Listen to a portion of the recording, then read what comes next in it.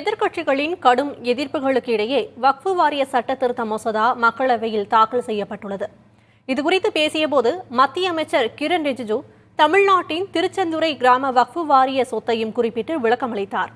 இது தொடர்பான சிறப்பு விவாதத்தை தொகுத்து வழங்க செய்தியாளர் ஸ்டாலின் இணைந்திருக்கிறார். ஸ்டாலின், இனி நீங்கள் தொடரலாம். நன்றி சக்தி. வகுப்பு வாரிய சட்டத்திருத்த மசோதாவை பாஜக தலைமையிலான தேசிய ஜனநாயக கூட்டணி அரசு இன்று நாடாளுமன்றத்தில் இந்த சட்டத்திருத்த மசோதாவை தாக்கல் செய்திருக்கிறது. பல்வேறு விதமான திருத்தங்கள் ஏற்கனவே நடைமுறையில் இருக்கக்கூடிய சட்டத்தில் மேற்கொள்ளப்பட்டு இந்த மசோதாவை மத்திய அரசு இன்று மக்களவையில் தாக்கல் செய்திருக்கிறது. மிக முக்கியமாக வகுப்பு வாரிய சொத்துக்களை அதனுடைய அதிகாரங்கள் உள்ளிட்டவைகளை மாற்றம் செய்து அதற்கான திருத்தங்களை மேற்கொண்டு தான் இந்த சட்ட திருத்தம் தற்போது மேற்கொள்ளப்பட்டது. மிக முக்கியமாக இந்த மசோதாவின்படி வகுப்பு வாரிய சொத்து குறித்து தீர்மானிக்கும் வாரியத்தின் அதிகாரம் தொடர்பாக தற்போதைய சட்டத்தில் இடம்பெற்றுள்ள பிரிவு கிட்டத்தட்ட பல்வேறு பிரிவுகள் மாற்றம் செய்யப்பட்டுள்ளது. அதற்கு மாற்றாக மத்திய வகுப்பு கவுன்சில் மற்றும் மாநில வகுப்பு வாரிய உறுப்பினர்கள் இடம்பெறும் தொகுப்பு அமைப்பாக மாற்றப்படுவது உள்ளிட்ட பல்வேறு விதமான சட்ட திருத்தங்கள் தான் தற்போது இந்த மசோதாவில் குறிப்பிடப்பட்டுள்ளன. தற்போது நம்மிடையே தமிழ்நாடு வகுப்பு வாரிய தலைவர் அப்துல் ரஹ்மான் நம்முடைய இணைந்திருக்கிறார். அவரிடம் இது குறித்து பேசலாம். சார் வணக்கம். வணக்கம் சார், இன்று மத்திய அரசு தாக்கல் செய்திருக்கக்கூடிய இந்த வகுப்பு வாரிய சட்ட திருத்த மசோதாவில் மேற்கொள்ளக்கூடிய இந்த மாற்றங்கள் எப்படி மிகப்பெரிய ஒரு தாக்கத்தை ஏற்படுத்தும்னு சொல்லி நீங்கள் நினைக்கிறீங்க? ஏன்னா பல்வேறு விதமான திருத்தங்கள் இந்த சட்டத்தில் மேற்கொள்ளப்பட்டிருக்கிறது. மிக முக்கியமாக இந்த ஏற்கனவே இருக்கக்கூடிய இந்த வகுப்பு வாரிய உறுப்பினர்கள் அடங்கியதில் உமன் ரெப்ரசன்டேஷனை கொண்டு வரணும்னு இருக்காங்க. அது மட்டும் இல்லாமல் பிற மதத்தவர்கள், முஸ்லீம் அல்லாதவர்களும் இந்த வகுப்பு வாரியத்தில் உறுப்பினர்களாக கொண்டு வரணும் அப்படின்றத மத்திய அரசு முன்மொழிந்திருக்கிறது. இந்த திருத்தங்களை எப்படி நீங்க பாக்குறீங்க? ஏற்கனவே நாடாளுமன்றத்தில் நிறைவேற்றப்பட்டிருக்கக்கூடிய வக்ஃபு ஆக்ட் 1995 முழுமை வடிவமாக இருக்கிறது.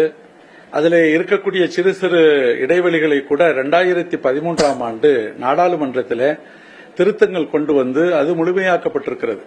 இப்பொழுது நடைமுறையில் இருக்கக்கூடிய வக்ஃபு சட்டம் எந்த வகையிலும் மற்ற தேவைக்கு ஏதுவானதாக இல்லாமல் மிகச் சிறப்பாக இருக்கிறது. அதற்கு இப்பொழுது திருத்தம் கொண்டு வர வேண்டிய அவசியமே இல்லை என்பதுதான் நம் எல்லோருடைய பரவலான கருத்து. ஆனால் திருத்தம் கொண்டு வந்திருப்பதன் மூலமாக நாம் சந்தித்திருக்கக்கூடிய பல்வேறு சவால்கள் என்பது, முதலில் கான்ஸ்டிடியூஷன் ஆஃப் இந்தியா, அரசியல் சாசன சட்டத்திற்கே எதிரானதாக இருக்கிறது. இதை கொஞ்சம் சுருக்கமாக சொல்லப்போனால், வக்ஃபு நிறுவனங்கள், வக்ஃபு சொத்துக்கள் என்பதெல்லாம் முஸ்லிம் சமுதாயத்தில் தனவந்தர்களால், பெரியவர்களால் தானமாக வழங்கப்பட்டவைதான் வக்ஃபு சொத்துக்கள். அதை கொண்டு நிர்வகிக்கப்படக்கூடிய மஸ்ஜித், மதரசாக்கள், கபர்ஸ்தான்கள், தர்காக்கள் போன்றவைகளெல்லாம் இந்த நிறுவனங்கள் இந்த நிர்வாகங்களை மிக சிறப்பாக செய்து கொண்டிருக்கிறார்கள். இவைகளை கண்காணிக்கக்கூடிய பொறுப்பு வக்ஃபு வாரியத்திற்கு வழங்கப்பட்டிருக்கிறது. அது எல்லா மாநிலங்களுக்கும் உரிய வக்ஃபு வாரியமாக ஒவ்வொரு மாநிலத்திற்கும் இப்பொழுது தமிழ்நாட்டிற்கு தமிழ்நாடு வக்ஃபு வாரியம் என்று வழங்கப்பட்டிருக்கிறது. வக்ஃப் ஆக்ட் 1995 என்று சொல்லக்கூடிய இந்த சட்டத்தில் இடம்பெற்றிருக்கக்கூடிய எல்லா சட்ட விதிமுறைகளும், எல்லா சட்ட அம்சங்களும் வக்ஃபு நிறுவனங்களையும், அது சார்ந்த நிர்வாகங்களையும், அது சார்ந்த சொத்துக்களை பராமரிப்பதிலும் மிக தெளிவாக சிறப்பான சட்ட நடவடிக்கைகளை கொண்டு தேவை ஏற்படுகிற போது செயல்படுத்தக்கூடிய அளவிற்கு மிகச் செம்மையாக இருக்கிறது. ஆனால் இப்பொழுது ஏற்படுத்தப்பட்டிருக்கக்கூடிய அல்லது நாடாளுமன்றத்தில் வைத்திருக்கக்கூடிய இந்த சட்ட திருத்தங்கள் என்பது, இந்த சட்ட திருத்த மசோதா வக்ஃபு சொத்துக்களை பாதுகாப்பதிலும், வக்ஃபு சொத்துக்களை ஆக்கிரமிப்பாளர்களிடமிருந்து மீட்டெடுப்பதிலுமான நடவடிக்கைகளை வக்ஃப் வாரியம் சிறப்பாக செய்வதற்குரிய வலிமையை குறைக்கக்கூடியதாக இருக்கிறது, அதனை பலவீனப்படுத்தக்கூடியதாக இருக்கிறது என்பதுதான் நம்முடைய ஆய்வில் நமக்கு கிடைத்திருக்கக்கூடிய பதில். இது ஆரோக்கியமானது அல்ல. இதனுடைய போக்கு எந்த அளவிற்கு போகும் என்றால், பொதுமக்களுடைய நலனுக்காக தனவந்தர்களால் பதிவு செய்யப்பட்ட, வக்ஃபு செய்யப்பட்ட இந்த சொத்துக்களை ஆக்கிரமித்து வைத்திருப்பவர்கள் அவர்கள் சட்டப்பூர்வமாகவே ஆக்கிரமிப்பாளர்களாக மாறுவதற்குரிய வழிவகையை இதன் மூலமாக கண்டு பொதுமக்களுடைய பயன்பாட்டிற்கு பெற முடியாத அளவிற்கு ஆகிவிடுமோ என்கிற அச்சம் இப்பொழுது உருவாகி இருக்கிறது. இப்ப தமிழ்நாடு போலவே பிற மாநிலங்களில் இருக்கக்கூடிய வகுப்பு வாரியங்களை பொறுத்த வரைக்கும் அவர்களுக்கு சொந்தமான நிலங்களை மீட்பதற்கான முயற்சிகள் இப்ப நீங்க உட்பட முயற்சிகளில் வந்து ஈடுபட்டு இருக்கீங்க. இப்ப கொண்டு வரக்கூடிய இந்த சட்ட திருத்தங்கள் உங்களுடைய முயற்சிகளுக்கு ஒரு மிக முக்கியமான ஒரு பாரா இருக்கும்னு நினைக்கிறீங்களா? ஒரு தடையா இருக்கும் அப்படின்றத நீங்க நினைக்கிறீங்களா? அதுல ஒன்றும் சந்தேகமே இல்லை. வக்ஃபு வாரிய சட்டம் 1995 என்பது வக்ஃபு சொத்துக்களை ஆக்கிரமிப்பாளர்களிலிருந்து மீட்டெடுக்கக்கூடிய சட்ட நடவடிக்கைகளை மிகச் சிறப்பாக செய்வதற்குரிய அம்சங்கள் நிறைய இருக்கின்றன. அதை போல வக்ஃபு நிறுவனங்களுடைய நிர்வாகங்களை கண்காணிக்கக்கூடிய அம்சங்களும் மிகச் சிறப்பாக இடம்பெற்றிருக்கின்றன. எனவேதான் நாம் சொல்லுகிறோம், இதில் திருத்தங்கள் செய்வதற்கு அவசியமே இல்லை. ஆனால் இப்பொழுது திருத்த மசோதா நாடாளுமன்றத்திலே முன்வைக்கப்பட்டிருப்பதை படித்து பார்க்கிற போது இந்த வக்ஃபு சொத்துக்களை எல்லாம் மீட்டெடுக்கக்கூடிய சட்ட விதிகளில் இருக்கக்கூடிய வலிமையை பலவீனப்படுத்தக்கூடியதாகவும், ஆக்கிரமிப்பாளர்களும் போலி ஆவணங்களை கொண்டு சொந்தம் கொண்டாடி கொண்டிருக்கக்கூடியவர்களும் அவர்கள் எந்த சட்ட நடவடிக்கையையும் அவ்வளவு வலிமையானதாக எதிர்நோக்க வேண்டிய அவசியமில்லை என்று அவர்களுக்கெல்லாம் ஒரு மகிழ்ச்சியாக ஆனந்தமாக இருக்கக்கூடிய வகையிலே தான் இந்த சட்ட திருத்தம் வெளிப்படுத்துகிற அம்சமாக இருக்கிறது. இல்ல, இந்த சட்டத்திருத்தத்தை தாக்கல் செய்யப்பட்ட அந்த மசோதா தாக்கல் செய்யப்பட்ட பின்பு மத்திய அமைச்சர் கிரண் ரிஜிஜு ஒரு மிக முக்கியமான விஷயத்தை வந்து மக்களவையில் வந்து பேசியிருக்காரு. அதாவது தமிழகத்தில் இருக்கக்கூடிய திருச்சி மாவட்டத்திற்கு அருகே இருக்கக்கூடிய திருச்செந்துறை கிராமத்தில் வகுப்பு வாரிய சொத்துக்கள், அந்த கிராமமே வகுப்பு வாரிய சொத்துக்களாக வந்து இருக்கக்கூடிய ஒரு சூழலில் கிட்டத்தட்ட 1500 ஆண்டுகளுக்கு பழமையான ஒரு கோயிலும் அந்த கிராமத்தில் இருக்குது. அதையும் தற்போது வகுப்பு வாரிய சொத்துக்களாக வந்து பராமரிச்சுட்டு வராங்க. அது எப்படி வந்து ஏற்றுக்கொள்ளக்கூடியதாக இருக்கும்? ஏன்னா 1954 தான் வகுப்பு சட்டத்துமே மக்களவையில் வந்து தாக்கல் செய்யப்படுது. அதற்கு முன்பிருந்த பல 100 ஆண்டுகளாக இருக்கக்கூடிய ஒரு கோயில் நிலம், அந்த கோயிலுக்கு சொந்தமான நிலமும் தற்போது வகுப்பு வாரிய நிலத்துக்குள்ள அந்த அதிகாரத்துக்குள்ள வரும்பொழுது அதை எப்படி ஏற்றுக்கொள்ள முடியும் அப்படின்ற ஒரு கேள்வியை மத்திய அமைச்சர் கிரண் ரிஜிஜு ஒரு கேள்வியை முன்வைக்கிறாரு. மத்திய அமைச்சர் நாடாளுமன்றத்தில் சொல்லி இருக்கக்கூடிய இந்த தகவல் என்பது மத்திய அமைச்சருடைய அறியாமையை காட்டுகிறது என்றுதான் சொல்ல வேண்டும். காரணம், அதை பற்றிய முழுமையான தகவல்களை தெரிந்து கொள்ளாமல் சொல்கிறாரோ என்று நினைக்கக்கூடிய அளவிற்கு இருக்கிறது. நீங்கள் சொல்லக்கூடிய ஒரு கிராமம் என்பது பல்வேறு வக்ஃபு சொத்துக்களினுடைய புல எண்களை கொண்டது. அதிலே சில பகுதிகள் அல்லது பல பகுதிகள் வக்ஃபு நிலங்களாக இருப்பதனை நாம் ஆட்சேபிக்கிறோம், யாரும் ஆக்கிரமித்திருந்தால். அதன் காரணமாக முழுமையாக அந்த கிராமமே வக்ஃபுடைய இடம் என்று சொல்லுவது ஒரு தவறான வார்த்தை பிரயோகம். அப்படி அல்ல, முழுமையான கிராமமாக நாம் சொல்ல முடியாது. எத்தனையோ கிராமங்களில, இன்னும் சொல்லப்போனால் குறிப்பிட்ட 7 கிராமங்கள் சொல்லப்படுகின்றன. அதில் பெரும்பான்மையான பகுதி வக்ஃபு செய்யப்பட்ட பகுதி. அதனை அந்த காலத்திற்கு உள்ள சூழ்நிலைக்கு ஏற்ப தனியார் சொந்தம் கொண்டாடி கொண்டிருக்கக்கூடிய நிலையும் இருந்திருக்கிறது, ஆக்கிரமித்து வீடுகள் கட்டி கொண்டிருக்கக்கூடிய நிலையும் இருந்திருக்கிறது. அது 1954 வக்ஃபு சட்டம் வந்தது என்றாலும் கூட அதற்கு முன்னரே பொதுமக்களுடைய பயன்பாட்டிற்காக வழங்கப்பட்டிருக்கக்கூடிய இந்த தான சொத்துக்கள் எல்லாம் அரசாங்கம் முழுமையாக கணக்கெடுத்து நாடாளுமன்றத்தில் 1954 வக்ஃப் ஆக்ட் உருவாக்கப்பட்ட பிறகு வக்ஃபு சட்ட விதிகளுக்கு உட்படுத்தி வந்திருக்கிறது. அதனாலே சட்டம் உருவாக்கப்பட்ட பிறகுதான் இந்த சொத்துக்கள் எல்லாம் தந்திருக்கப்பட்டிருக்குமோ என்று நாம் நினைக்க வேண்டிய அவசியமே இல்லை. நம்ம தொடர்ந்து பேசலாம். தற்போது திருச்செந்துறை இருக்கக்கூடிய கள நிலவரம் என்ன அப்படின்றத பார்த்துடலாம். நம்முடைய செய்தியாளர் லெனின் இணைந்திருக்கிறார் திருச்செந்துறை கிராமத்திலிருந்து.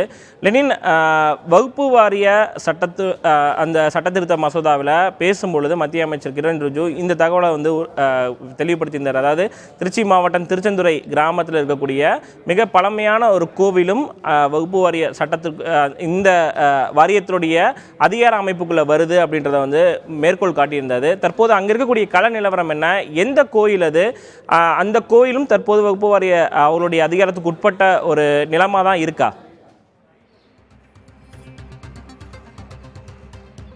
திருச்செந்துறையில் இருக்கக்கூடிய அந்த சந்திரசேகர சுவாமிகள் திருக்கோயில் முன்பு தான் இப்போ நாம் நின்றுக்கிட்டு இருக்கோம். இன்னும் நடை திறக்கப்படலை. மாலை 6 மணிக்கு அந்த நடை என்பது திறக்கப்படும்.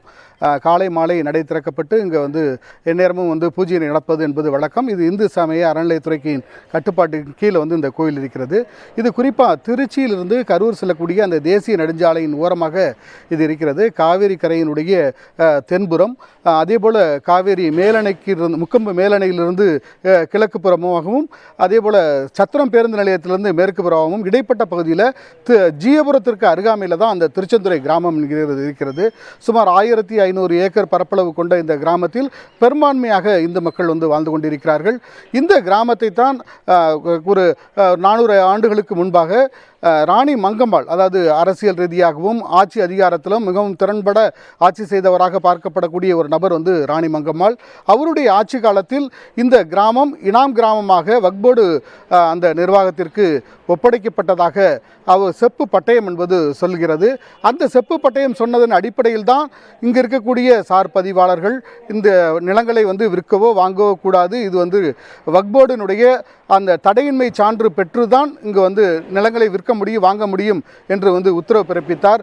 அந்த உத்தரவின் அடிப்படையில் இந்த கிராமத்தைச் சேர்ந்த ஒரு சிறிய விவசாயி தன்னுடைய மகளுடைய திருமணத்திற்காக ராஜகோபால் என்பவர் ராஜேஸ்வரி என்பவரிடம் 1 ஏக்கர் 2 சென்ட் நிலத்தை வந்து விற்பதற்கு முயற்சித்திருக்கிறார்.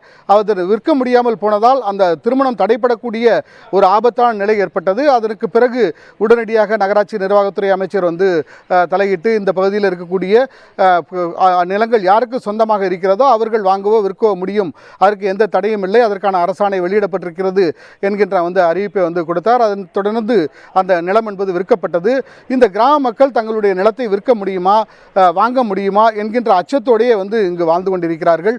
இது வந்து வக்போர்டுக்கு சொந்தமான இடம் என்று சொன்னால் பல தலைமுறைகளாக இங்கே வாழ்ந்து கொண்டிருக்கக்கூடிய நம்முடைய அந்த குடும்பத்தினுடைய பாரம்பரிய சொத்தாக இருக்கக்கூடிய இந்த நிலங்கள் என்ன ஆகும், நம்முடைய வாழ்க்கை என்ன ஆகும், எதிர்காலம் என்னாகும் என்கின்ற ஏக்கத்தோடு இந்த பகுதி மக்கள் வந்து காத்திருந்தார்கள். குறிப்பாக இந்த வக்போர்டுக்கு சொந்தமானது இது ராணி மங்கம்மாள் காலத்தில் கொடுக்கப்பட்டது என்ற அந்த விஷயத்தை வந்து அவர்கள் முன்பு வைக்கும்போது அவர்கள் சொல்லக்கூடியது என்னவென்றால், இது சந்திரசேகர சுவாமி கோவில், இது பராந்தக சோழன் 1100 ஆண்டுகளுக்கு முன்பே கட்டிய கோவில். இந்த கோவிலுக்கு ஒரு 400 ஏக்கர் நிலத்தை அந்த மன்னன் வந்து எழுதி இங்கு கல்வெட்டாக வைத்திருக்கிறார். அப்படி என்றால் இந்த கிராமமே அந்த வக்போர்டுக்கு சொந்தமானது என்று சொன்னால் பராந்தக சோழன் எழுதி கொடுத்த அந்த கல்வெட்டு அதனுடைய ஆதாரம் என்பது என்ன ஆவது என்கின்ற கேள்வியெல்லாம் நம்ம தொடர்ந்து பேசலாம். பல்வேறு விதமான தகவல்களை வந்து புதுமையான தகவலை நீங்கள் சொல்லியிருக்கீங்க. மத்திய அமைச்சர் இந்த கோயிலை குறிப்பிட்டு தான் தற்போது இந்த சட்ட திருத்தங்கள் எவ்வளவு முக்கியமானது அப்படின்றத மக்களவையில் வந்து பேசியிருக்காரு. நம்ம தொடர்ந்து தமிழ்நாடு வகுப்பு வாரிய தலைவர் அப்துல் ரஹ்மான்கிட்ட பேசலாம். சார் வணக்கம். சார், இந்த சட்ட திருத்தத்தில் மிக முக்கியமாக வகுப்பு வாரியம், வகுப்பு கவுன்சிலை பொறுத்த வரைக்கும் உமன் ரெப்ரசன்டேஷன் ரொம்ப முக்கியமாக அவங்க வந்து குறிப்பிடுறாங்க. இதற்கு முன்பு வாரிய உறுப்பினர்களாக பெண்கள் இல்லாத நிலையில் பெண்களை உள்ள கொண்டு வரணும் அப்படின்றத மிக முக்கியமாக வந்து பார்க்குறாங்க. இதை நீங்கள் எப்படி பார்க்குறீங்க? ஏன்னா உமன் ரெப்ரசன்டேஷன் வந்து ரொம்ப முக்கியம் அப்படின்றத மத்திய அரசு வந்து வலியுறுத்துறாங்களே. இந்த கேள்விக்கு போறதுக்கு முன்பாக ஒரு தகவல், உங்களுடைய செய்தியாளர் சொன்ன தகவலில் இருந்து ஒரு விஷயம்.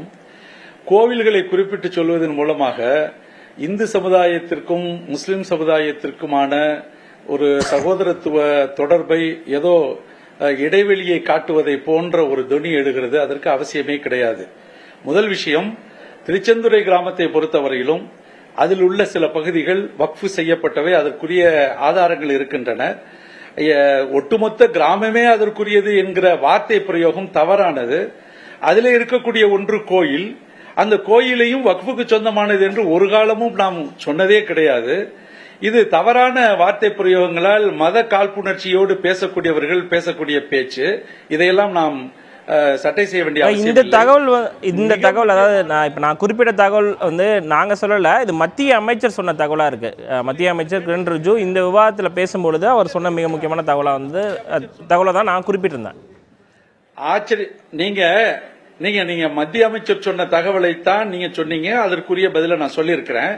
இதுல இன்னொரு முக்கியமான ஒரு ஆச்சரியமான ஒரு செய்தியை நான் உங்களுக்கு சொல்லிடுறேன், அதை கேளுங்க. வக்ஃபு சொத்துக்கள் என்று சொல்லப்பட்ட போது ஏறத்தாழ 7 கிராமங்களிலே பெரும்பகுதியான சொத்துக்கள் வக்ஃபு சொத்துக்கள் என்று அரசாங்கத்தின் மூலமாக நாம் தகவல் கொடுத்திருக்கிறோம். அதிலே ஒன்று திருச்சி பகுதியிலே இருக்கக்கூடிய சூழியூர். இந்த சூழியூரில் ஏறத்தாழ 600-700 ஏக்கருக்கு அதிகமாக இருக்கக்கூடிய ஒரு இடத்தை, ஒரு பரவலான கிராமத்தில் உள்ள பெரும்பகுதியான இடத்தை ஒரு தனவந்தர், முஸ்லிம் சமுதாய தனவந்தர் எழுதி வைத்திருக்கிறார். அந்த டாக்குமெண்ட் எங்களிடத்தில் இருக்கிறது. அதிலே ஒரு கோயில் இருக்கிறது. அந்த கோயிலை சுற்றி 9 குளங்கள் இருக்கின்றன. இந்த கோயிலும் இந்த 9 குளங்களும் உட்பட்ட அந்த பெரும்பகுதியான நிலப்பரப்பை கொண்ட அந்த வக்ஃப் சொத்தில் அந்த வாக்கும் அவருடைய அந்த டாக்குமெண்ட் ஆவணம் சொல்லுகிறது, இது வக்ஃப் சொத்து தான், இருந்தாலும் இதுல 1000 வருடத்திற்கும் மேலாக இருக்கக்கூடிய ஒரு கோயில் இருக்கிறது. அதனை சுற்றி 9 குளங்கள் இருக்கின்றன. இவைகள் இந்து பெருமக்கள் தொடர்ந்து வழிபடக்கூடியதாகவே தொடரும் என்றும் அந்த ஆவணத்திலே குறிப்பிடப்பட்டிருக்கிறது. அதாவது வகுப்பு வாரிய சொத்துக்கள், அதுக்கான அதிகாரங்களை பொறுத்த வரைக்கும் தமிழ்நாட்டில் மட்டுமல்ல, பல்வேறு மாநிலங்களில் இதற்கான பிரச்சனைகள் வந்து தொடர்ந்து இருந்துட்டு இருக்கு. நேரலையில் வந்து பல்வேறு விதமான தகவல்களை பகிர்ந்தமைக்கு மிக்க நன்றி சார். வகுப்பு வாரிய சட்டத்திருத்த மசோதாவை பொறுத்தவரை அரசியல் ரீதியாக மிக முக்கியமான ஒரு பேசு பொருளாக மாறியுள்ளது. இதனுடைய பாதிப்புகள் இருக்குமா இல்லையா என்பதை நாம் பொறுத்துதான் பார்க்க வேண்டும். சக்தி, மீண்டும் நீங்கள் தொடரலாம். தங்களுடைய கலந்துரையாடலுக்கு நன்றி ஸ்டாலின்.